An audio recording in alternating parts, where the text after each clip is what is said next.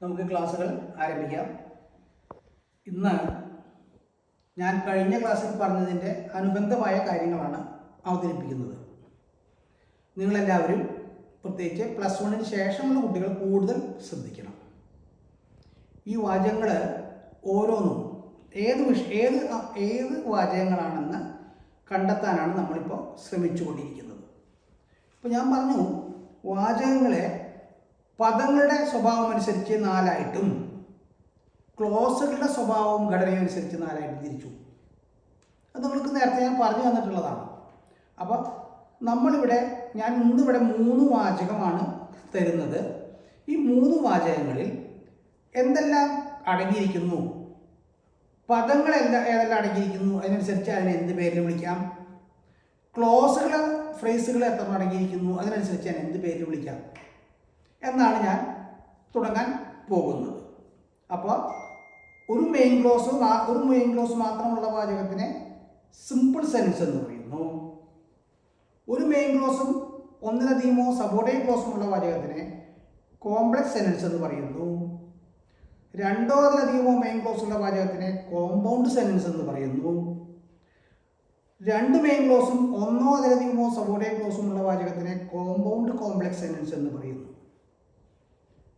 അതേസമയം ആ വാചകത്തിലടയ്ക്കുന്ന പദങ്ങളുടെ ക്രമവും സ്വഭാവവും അനുസരിച്ച് ആ വാചകത്തിനെ തന്നെ നമുക്ക് അസർട്ടീവ്, ഇമ്പരേറ്റീവ്, എക്സ്ക്ലമേറ്ററി, ഇൻട്രോഗേറ്റീവ് എന്ന് 4 തരത്തിലും വിളിക്കാം. അപ്പോൾ ഒരു വാചകത്തിനെ തന്നെ 2 പേരിൽ വിളിക്കാം. എങ്ങനെയത്? ഇപ്പോൾ ആ വാചകത്തിലടയ്ക്കുന്ന പദങ്ങളുടെ ക്രമവും according to the nature, function and order of the sentence, a sentences can be classified into assertive, imperative, exclamatory and interrogative. At the same time,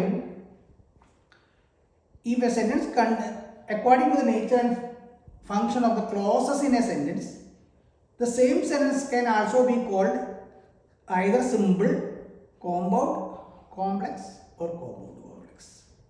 അപ്പോൾ എല്ലാവരും മനസ്സിലാക്കിയിരിക്കേണ്ട കാര്യം, വാചകത്തിലടങ്ങിയിരിക്കുന്ന പദങ്ങളുടെ ക്രമം അനുസരിച്ച് ഒരു പേരിലും ക്ലോസുകളുടെ ഘടനയനുസരിച്ച് വേറൊരു പേരിലുമാണ് അറിയപ്പെടുക.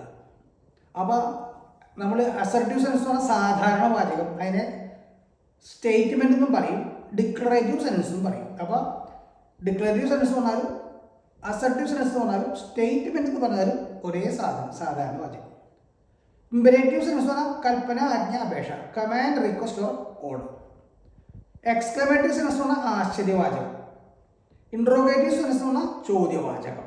ചോദ്യവാചകം R of 2 types: വേവേഡ് question and yes or no question. വേവേഡ് question always begins with a വേവേഡ്, W, വേറെ, വെന്നെ, which, what, ഊവ്, Uz, ഹുമ്മ്, how, including how. WH അല്ലെങ്കിലും ഹൗവിനെ കൂടി വേവേഡിൽ കൂട്ടും. ഒരു വാചകം ചോദ്യമാവണമെങ്കിൽ ആ വാചകത്തിലെ സബ്ജക്റ്റിന് മുമ്പ് സഹായക്രിയ ഇട്ട് കൊടുക്കണം. സബ്ജക്റ്റിന് മുമ്പ് സഹായക്രിയ വന്നാലേ ചോദ്യമാവുകയുള്ളൂ. ചോദ്യാടയാളം ഇട്ടതുകൊണ്ട് ചോദ്യമാവില്ല. അതുകൂടി മനസ്സിലാക്കി വയ്ക്കുക. അപ്പോൾ സഹായക്രിയ ഇല്ലാത്ത ചോദ്യങ്ങളുണ്ടല്ലോ എന്നൊക്കെ ചിലർ ചോദിക്കും. സബ്ജക്റ്റ് തന്നെ, ചോദ്യവാക്ക് തന്നെ സബ്ജക്റ്റായി വരുന്ന അവസരങ്ങളുണ്ട്. ചോദ്യവാക്ക് തന്നെ വാചകത്തിലെ സബ്ജക്റ്റായി വരുന്ന അവസരങ്ങളിൽ ആ വാചകത്തിൽ സഹായക്രിയയുടെ ആവശ്യം വരില്ല. Who taught U grammar, example പറയുന്നത് ഹൂ ടോട്ട് യു ഗ്രാമർ, ഇതിൽ സഹായക്രിയ ഇല്ല. ഹൂ എന്നുള്ളത് അതിന് സബ്ജക്റ്റാണ്, ടോട്ട് എന്നുള്ള വെർബാണ്. അപ്പോൾ ചോദ്യവാക്കത്തിൻ്റെ സബ്ജക്റ്റായി വരുന്ന വാചകത്തിൽ സഹായക്രിയ സബ്ജക്റ്റിന് മുമ്പ് വരണം എന്നുള്ള നിർബന്ധം ഇല്ല. അങ്ങനെ ചില നിയമങ്ങൾ ഉണ്ട്. അപ്പോൾ ചോദ്യവാചകങ്ങൾ എല്ലാത്തിനും നമുക്ക് നമ്മൾ സിമ്പിൾ സെൻറ്റൻസിനോ കോംപ്ലക്സ് സെൻറ്റൻസിനോ കോമ്പൗണ്ട് കോംപ്ലക്സ് സെൻറ്റൻസിനോ വിളിക്കുന്ന വാചകങ്ങളൊക്കെ ഒന്നുകിൽ സ്റ്റേറ്റ്മെൻറ്റ് സാധാരണ വാചകമാവാം, കൽപ്പനാജ്ഞ അപേക്ഷയാവാം, ആശ്ചര്യവാചകമാവാം, ചോദ്യവാചകമാവാം. ഇന്ന് ഞാനിവിടെ 3 വാചകങ്ങളാണ് നിങ്ങൾക്ക് അവതരിപ്പിക്കാൻ പോകുന്നത്. അപ്പോൾ ബോർഡിലേക്ക് ശ്രദ്ധിക്കുക. ഒന്നാമത്തെ വാചകം: he must work hard to make up for the lost time. നഷ്ടപ്പെട്ടു പോയ സമയത്തെ മേക്കപ്പ് ഫോർ കോമ്പൻസേറ്റർ, നഷ്ടം നികത്താൻ അവർ കഠിനാധ്വാനം ചെയ്യണം. സബ്ജക്റ്റ് മസ്റ്റ് വർക്ക് ഹാർഡ് എന്നുള്ള പ്രെഡിക്കേറ്റ്, ടു മേക്കപ്പ് എന്നുള്ള അപ്പോൾ ഹി മസ്റ്റ് വർക്ക് ഹാർഡ്, അവർ കഠിനമായി ജോലി ചെയ്യണം, ഒരു മെയിൻ ക്ലോസ് ആയിരിക്കും. സിമ്പിൾ പാസ്റ്റിലുള്ള ഒരു വെർബിന് മസ്റ്റിൽ മസ്റ്റിനൊക്കെ സിമ്പിൾ പാസ്റ്റ് കൂട്ടിയാൽ മതി. Must plus base form V1. He must work hard, അവൻ കഠിനാധ്വാനം ചെയ്യണം. To make up for the lost time, നഷ്ടപ്പെട്ട സമയം വീണ്ടെടുക്കുവാൻ. അപ്പം ഇത് ടു ഇൻഫിനിറ്റീവ് ആയിട്ടുള്ള ഒരു ഫ്രേസാണ്. ഇതൊരു മെയിൻ ക്ലോസ് ആണ്. അപ്പം ഒരു മെയിൻ ക്ലോസും ഒരു ഫ്രേസും ആയതുകൊണ്ട് ഇതൊരു സിമ്പിൾ സെൻറ്റൻസ് ആണ്. ഇതൊരു ഫ്രേസാണ്.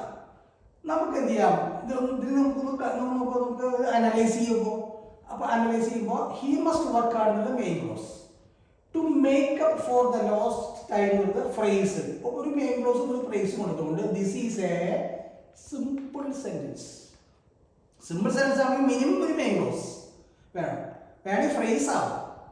ഇനിയിപ്പോൾ നമുക്ക് കാര്യം ചെയ്യാം, ഈ ഫ്രേസിനെ നമുക്ക് വേണമെങ്കിൽ ക്ലോസ് ആക്കണമെങ്കിൽ ടു മേക്ക് അപ്പ് ഫോർ എന്നുള്ളതിന് നമുക്ക് പൂർണ്ണക്രിയയാക്കിയാൽ മതി. ഇപ്പോൾ ടു എന്നത് ടു ഇൻഫിനിറ്റീവ് ആണ്, അതുകൊണ്ട് പൂർണ്ണക്രിയ അല്ല, അതുകൊണ്ട് ടെൻസ് വിളിക്കാൻ പറ്റില്ല. അപ്പോൾ ഇവിടെ നോക്കുമ്പോൾ നമ്മൾ എന്ത് ചെയ്തു, അടുത്ത this is a simple sentence പറഞ്ഞു. അതേസമയം പദങ്ങളുടെ ക്രമം അനുസരിച്ച് this is also A assertive sentence, സാധാരണ വാചകം കൂടിയാണ്. ഇതേ വാചകത്തിനെ തന്നെ നോക്കൂ. ഹി മസ്റ്റ് വർക്ക്, രണ്ടാമത്തെ exam, he must work hard and make up for the lost time. And എന്നുള്ളത് കോർഡിനേറ്റീവ് കൺജങ്ഷൻ ആണ്, സാധാരണ മെയിൻ ക്ലോസുകളുടെ കൂട്ട്. അപ്പോൾ ഇവിടെ നമ്മളൊന്ന് പറയും ഇതൊരു ക്ലോസ് ആയി, ഇവിടെ ക്ലോസിൽ കാണാൻ വെർബ് ഉണ്ട്, പക്ഷേ സബ്ജക്റ്റ് കാണാനില്ല. അപ്പോൾ സബ്ജക്റ്റ് എന്താ വെച്ചാൽ ഒരേ ടെൻസ് ഉപയോഗിക്കുകയാണെങ്കിൽ സബ്ജക്റ്റ് ഇങ്ങോട്ട് വരും. കോർഡിനേറ്റീവ് കൺജങ്ഷൻ്റെ പ്രത്യേകത അതാണ്.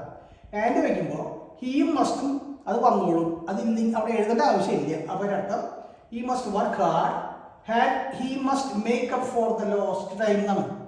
അപ്പോൾ ഹീയും മസ്റ്റും ഇവിടെയും ഉള്ളതുകൊണ്ട് ഇവിടേക്ക് കൊണ്ടുവരേണ്ട കാര്യമില്ല, ആളിവിടെ ഉണ്ട്. അപ്പോൾ ഫുൾ സ്റ്റോപ്പ് ഇട്ട് പറയും he must work hard, he must make up for the lost. അപ്പോൾ ഫുൾ സ്റ്റോപ്പ് ഇട്ടാൽ. അതേസമയം ആൻഡ് വെക്കുമ്പോൾ ഈ മസ്റ്റ് ഇവിടെ വെക്കേണ്ട, അത് അണ്ടർസ്റ്റുഡ് ആണ്, അത് അവിടെ ഉണ്ട്. അതുകൊണ്ട് രണ്ട് മെയിൻ ക്ലോസ് ആണ്.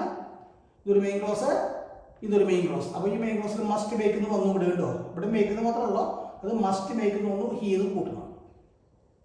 ഫോർ ദ ലോസ്റ്റ് ടൈം രണ്ട് മെയിൻ ക്ലോസ് ആയതുകൊണ്ട് this is A compound sentence. രണ്ട് മെയിൻ ക്ലോസ് ഉള്ള വാചകത്തിന് കോമ്പൗണ്ട് സെൻറ്റൻസ് ഉണ്ട്. രണ്ടോ അതിലധികമോ മെയിൻ ക്ലോസ് ആവാം. അടുത്തത് അതേ വാചകം നോക്കൂ. He must work hard, he must make up for the lost time. നഷ്ടപ്പെട്ട സമയം നികത്തിയെടുക്കണമെന്നുണ്ടെങ്കിൽ, ഒറ്റയ്ക്ക് നിൽക്കൂലേ, നികത്തിയെടുക്കണം എന്നല്ല, നികത്തിയെടുക്കണമെന്നുണ്ടെങ്കിൽ ഈഫ് എങ്കിൽ ഹി മസ്റ്റ് വർക്ക് ഹാർഡ്, അവൻ കഠിനാധ്വാനം ചെയ്യണം, മെയിൻ ക്ലോസ്.